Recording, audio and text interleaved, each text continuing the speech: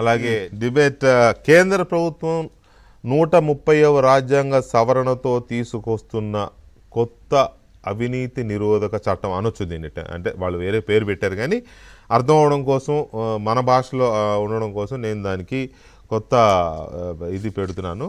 వాళ్ళు పెట్టిన పేరు ఏంటంటే the constitution 130th amendment bill 25, the government of union territories, the Jammu and Kashmir reorganisation అనే పేరుతో ఈ మూడు అంటే కేంద్రపాలిత ప్రాంతాలకి కూడా కలిపి అలాగే జమ్మూ కాశ్మీర్ను కూడా కలిపి తీసుకురావడం కోసం ఈ మూడు బిల్స్ని చేశారు. అందులో ప్రధానమంత్రి, ముఖ్యమంత్రి, కేంద్ర మంత్రులు, రాష్ట్ర మంత్రులు ఎవరైనా అధికారంలో ఉండగా పదవిలో ఉండగా ఏదైనా కేసులో ఉంటే శిక్ష పడి 30 రోజులు జైల్లో ఉంటే 31వ రోజు ఆటోమేటిక్గా పదవి ఊడిపోతుంది.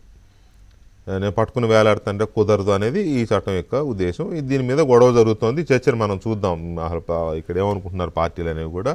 సో మనతో చర్చలో పాల్గొంటున్నారు కొనగాల మహేష్ గారు, తెలంగాణ కాంగ్రెస్ పార్టీ సీనియర్ నాయకులు, అధికార ప్రతినిధి, అలాగే విక్రమ్ పుల్లా గారు రాజకీయ విశ్లేషకులు, అలాగే పెంటపాటి పుల్లారావు గారు సీనియర్ జర్నలిస్టు, రాజకీయ విశ్లేషకులు, అండ్ కొమ్మారెడ్డి పట్టాభిరామ్ గారు తెలుగుదేశం పార్టీ జాతీయ అధికార ప్రతినిధి, స్వచ్ఛాంధ్ర మిషన్ కార్పొరేషన్ చైర్మన్ కూడా, అండ్ పురిగిళ్ళ రఘురామ్ గారు భారతీయ జనతా పార్టీ సీనియర్ నేత, సమన్వయకర్త, ఢిల్లీ నుంచి కూడా మనతో లైవ్లో ఉన్నారు. ముందుగా రఘురామ్ గారు నమస్తే. నమస్తే. నమస్తే అండి. సడన్గా ఎందుకు ఇలాంటి బిల్ తీసుకురావాలనిపించింది కేంద్ర ప్రభుత్వానికి లేదా మీ పార్టీకి? అందరికీ, మీకు పేర్ల పెద్దలందరికీ నమస్కారం, ప్రేక్షకులందరికీ. ఒకటండి, మనం దేశంలో అనేక పూజపట్టిన చట్టాలని దులిపి అనేక చట్టాలని సంస్కరించుకుంటూ అనేక అమెండ్మెంట్ చేసుకుంటూ గత 11 సంవత్సరాలుగా కేంద్ర ప్రభుత్వం, నరేంద్ర మోడీ గారి నాయకత్వంలో కేంద్ర ప్రభుత్వం, ఎన్డీఏ ప్రభుత్వం అనేక చట్టాలను సవరించింది. లేబర్ చట్టాల దగ్గర నుంచి మన ఐపీసీ చట్టాల దగ్గర నుంచి ఏవైతే బ్రిటిషర్ కాలంలో ఉన్నాయో వాటిని మనం ఫాలో అవుతూ వస్తున్నాం. మనం భారతదేశం స్వతంత్రం వచ్చిన తర్వాత మనగా కూడా అనేక చట్టాలని సంస్కరించుకోవాల్సిన అవసరం ఉంది. ఆ సంస్కరణలో భాగంగానే అనేక సంస్కరణలు చేస్తూ వస్తున్నాం. ఈవెన్ ఇన్కమ్ ట్యాక్స్ చట్టాల దగ్గర అనేక చట్టాలని మార్చుకుంటూ వస్తున్నాం. మనకి భారతదేశ పౌరులకు అనుగుణంగా దేశం యొక్క సర్వోన్నత అభివృద్ధికి తోడ్పడే విధంగా చట్టాలను సంస్కరించుకుంటూ వస్తున్నాం. మీరు చెప్పినట్టుగా ఇందాక అనేక చట్టాలు ఉన్నప్పటికీ అవినీతి నిర్మూలించడానికి కానీ, రాజకీయంగా కానీ, అధికారులు కానీ, ఇతరత్ర ఏ అధికారులు, ఏ రాజకీయ నాయకులు ఎన్ని కేసులు పెడుతున్నా మనం చూస్తున్నాం. తప్పించుకునేటటువంటి వీలు ఉన్నది. పదవిలో ఉన్నప్పుడు కూడా అరెస్ట్ చేస్తే పదవిని వదిలేటటువంటి పరిస్థితి లేదు. కనీసము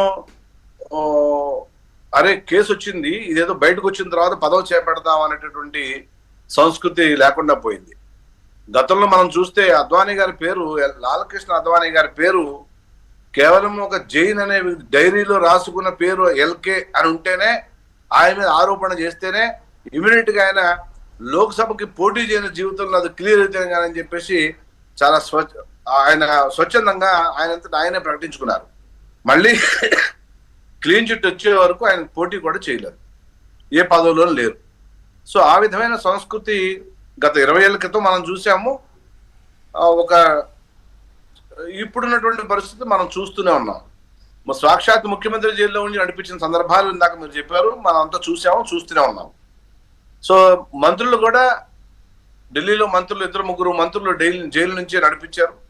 తమిళనాడు నుంచి కూడా మంత్రులు జైలు నుంచి నడిపించాడు. అనేక ఎగ్జాంపుల్స్ మనకు కనపడుతున్నాయి అనమాట. సో ప్రజలకు జవాబుదారీగా ఉండాల్సిన వ్యక్తులు సరే ఆరోపణ వచ్చినప్పుడు రాజీనామా చేసి తప్పుకుని తర్వాత ఆరోపణ నిరూపణ కానప్పుడు వచ్చి మళ్ళీ అధికారం చేపట్టచ్చు, తప్పేం లేదు దాంట్లో. సో ఒక ప్రజలకి జవాబుదారీగా ఉండాల్సిన వ్యక్తులే వాళ్ళని తప్పించుకోవడం కోసం ప్రయత్నం చేయడము, లేకపోతే కనుక పదవిని పట్టుకుని వేళ్లాడటము, ఇది దారుణంగా తయారైంది. కాబట్టి ఖచ్చితంగా రాజకీయ నాయకుల్లో ప్రత్యేకించి ప్రభుత్వంలో ఉండే ప్రధానమంత్రి కానీ, ముఖ్యమంత్రి కానీ, కేంద్ర మంత్రులు కానీ, రాష్ట్రాల మంత్రులు కానీ, అంటే పరిపాలనలో కీలక పదవుల్లో ఉన్నవాళ్ళు, ప్రభుత్వంలో ఉన్నవాళ్ళు అవినీతికి పాల్పడకుండానో లేదా ఇతరత్ర కేసులకు నేరాలకు పాల్పడకుండా ఉండడం కోసం ఈ చట్టం చేస్తున్నామనేది మీ వెర్షన్. ఒక్క నిమిషం రఘురామ్ గారు, ఒక్క నిమిషం. పుల్లారావు గారు నమస్తే అండి.